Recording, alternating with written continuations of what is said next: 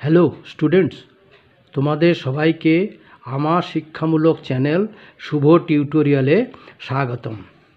আজকে আমার ভিডিওর বিষয় রায় অ্যান্ড মার্টিন কোশ্চেন ব্যাংক থেকে নেওয়া দ্য মোংলি অ্যামং দ্য উডস, ওই লেসনের মানে ক্লাস 7-এর লেসন 7-এর অন্তর্গত একটা পার্ট আমি তুলে তোমাদের তারপর সেই যে প্রশ্ন এবং তার সাথে সাথে যে গ্রামার সেটা আমি তোমাদের করে এখানে দিয়েছি। ঠিক আছে, তাহলে চলো বেশি দেরি না করে শুরু করা যাক। প্রথমে আমি এখানে তোমাদের প্যাসেজটি পড়ে বুঝিয়ে দিচ্ছি। দেখো, 1. Read the passage and answer the questions. All thanks for this good meal, he said, licking his lips. Leak মানে চাটা। সে ঠোঁট চাটতে চাটতে বলল যে তোমাদের সবাইকে এই খাবারের জন্যে আমাকে যে তোমরা যে খাবারটা দিয়েছো, ভালো খাবারটা দিয়েছো, তার জন্য তোমাদের সবাইকেই ধন্যবাদ। How beautiful are the noble children, তোমার এই সন্তানেরা কি মহান, বা তোমার সন্তানেরা খুবই মহান। হাউ লার্জ আর দেয়ার আইজ, তাদের চোখগুলো কত বড়। অ্যান্ড সো ইয়াং টু, এবং তারা বয়সেও ছোট বা অত্যন্ত কম বয়সী। হ্যাঁ, নাও Tabaqui knew as well as anyone else that there is nothing so unlucky as to compliment children on their faces.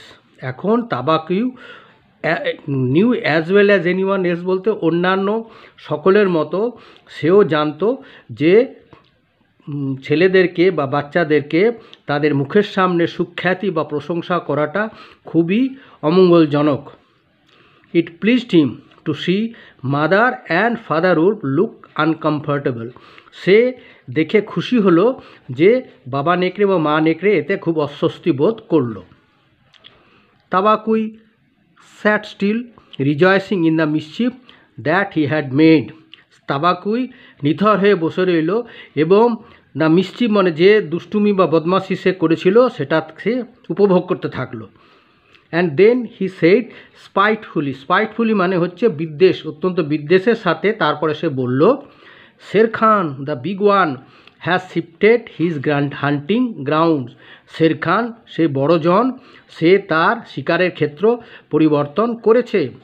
He will hunt among this hills for the next moon, সে আগামী পূর্ণিমা পর্যন্ত সে এই হিলের মধ্যে বা হিলের আশেপাশেই তার শিকার করবে।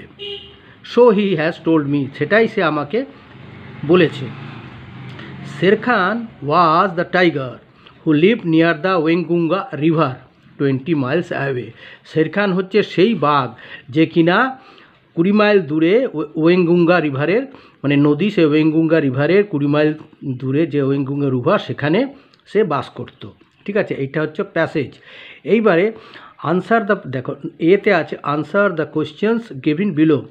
এগুলো প্রশ্নের উত্তরগুলো আমি তোমাদের এইখানে করে বলে দিয়েছি। দেখো, হু ইজ শের খান, শের খান কে না, Sher Khan is the tiger who lived near the Waingunga river 20 miles away. ঠিক আছে, আচ্ছা। নাম্বার 2 বলা হয়েছে, how beautiful are the noble children, who said this, about whom did he say this. এই কথাটা কে বলেছিল এবং কাদের সম্বন্ধে বলা হয়েছিল। তাহলে তাবাকুই দ্য জ্যাকল সেড দিস, শিয়াল তাবাকুই, যার নাম তাবাকুই শিয়ালটির নাম, সে তাবাকুই এটি বলেছিল। সে কাদের সম্বন্ধে এটি বলেছিল না, he said this about the children of the wolf family, সে নেকড়ে পরিবারের সন্তানদের সম্বন্ধে এই কথাটি বলেছিল। নাম্বার 3 আছে, what did Tabaqui know well, Tabaqui ভালোভাবে কি জানতো। Tabaqui knew well that there is nothing so unlucky as to compliment children on their faces. Tabaqui ভালোভাবেই জানতো যে সন্তানেদের বা ছেলেদের মুখের সামনে সুখ্যাতি করাটা অত্যন্ত অমঙ্গলদায়ক ঘটনা বা অমঙ্গলদায়ক। ঠিক আছে, এরপরেরটা দেখো, নাম্বার 4 বলা হয়েছে যে হোয়াট ডিড শের খান টেল তাবাকুই, শের খান তাবাকুইকে কি বলেছিল? Sher Khan told Tabaqui that he would hunt among this hills for the next moon. আচ্ছা, এবারে গ্রামার। এই যে এখানে গ্রামারের পোর্শনটা আমি তোমাদের করে দেখিয়ে দিয়েছি 4 পর্যন্ত, ঠিক আছে। এখানে দেখে নাও, গ্রামারে আছে ডু অ্যাজ ডাইরেক্টেড। বলা হয়েছে নাম্বার 1-এ I sat on a chair, the chair was broken, join with participle. তাহলে উত্তর হলো কি? I sat on a broken chair, ঠিক আছে। পাস্ট পার্টিসিপল হলো ব্রোকেন চেয়ার, ভাঙা চেয়ারে। আমি একটা চেয়ারের উপর বসেছিলাম, চেয়ারটি ছিল ভাঙা। এখানে হলো কি না, আমি একটি ভাঙা চেয়ারের উপরে বসেছিলাম। নাম্বার 2-এ হচ্ছে doctor treated the patient was a dying man. Doctor একটা রুগীকে দেখে শুশ্রূষা করছিলেন, রুগীটি ছিল একটা মৃত মানুষ। এ was a dying man. Dying man বলতে মৃত মানুষ নয়, মানে মরমর অবস্থায়, মুমূর্ষ রোগী যাকে বলে। The patient was a dying man মানে মুমূর্ষ রোগী। তাহলে এটাও জয়েন উইথ পার্টিসিপল। কী হলো না, doctor treated a dying patient. মুমূর্ষ রোগী বা মৃতপ্রায় রোগী চিকিৎসা ডাক্তারবাবু করছিলেন। নাম্বার 3 বলা হয়েছে fill in the blanks with the correct form of verbs given in brackets. ব্র্যাকেটের মধ্যে যে এগুলো আন্ডারলাইন করা হয়েছে, উইদিন ব্র্যাকেটের মধ্যে যে সেটা রেড ইঙ্কে করে দেওয়া হয়েছে, সেইগুলোর প্রপার কারেক্ট ফর্ম বসাতে হবে। তাতে মোগলিস পেরেন্টস রান আছে, আবার away living the little baby. তাহলে এখানে র্যান অ্যাওয়ে, রানের পাস্ট টেন্স হলো র্যান অ্যাওয়ে। তার মানে মোগলির পিতামাতা ছোট্ট ছেলেটিকে ফেলে চলে গেছিলো, পালিয়েছিল। তাহলে রানের পাস্ট টেন্স হলো র্যান, ঠিক আছে। আচ্ছা, এইবার হলো শের খান। এই যে কামের কারেক্ট অর্ডার হলো, কারেক্ট ফর্ম হলো কেম।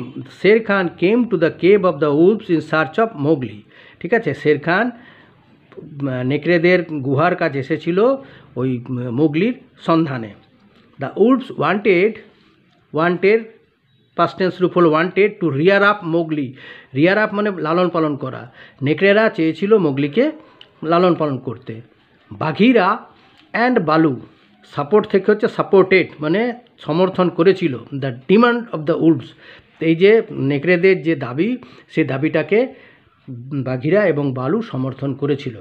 ফাইনালি একেলা অ্যাগ্রি, শেষমেশ একেলা সম্মত হয়েছিল। নাম্বার 4-এ আছে change into indirect speech.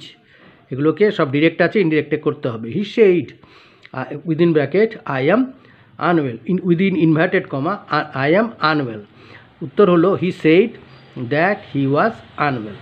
Number 2, Rama ordered said to Arjun go away. দেখেন উত্তর হলো রমা, সেটের জায়গা হলো সেড টু এর জায়গা হলো ordered Arjun to go away. Number 3, he সেইজ I am glad to B here this morning. এটা প্রেজেন্ট ইনডিফিনাইট টেন্সে আছে, সেই জন্য এটা যেহেতু প্রেজেন্ট টেন্সে আছে, সেই জন্য এর ভার্বের আর কোনো পরিবর্তন হলো না, কেবলমাত্র প্রোনাউনের পরিবর্তন হবে। তাহলে he says that he is glad to be হিয়ারটা হবে দেয়ার, আর দিস মর্নিংটা হবে দ্যাট মর্নিং, ঠিক আছে। আচ্ছা।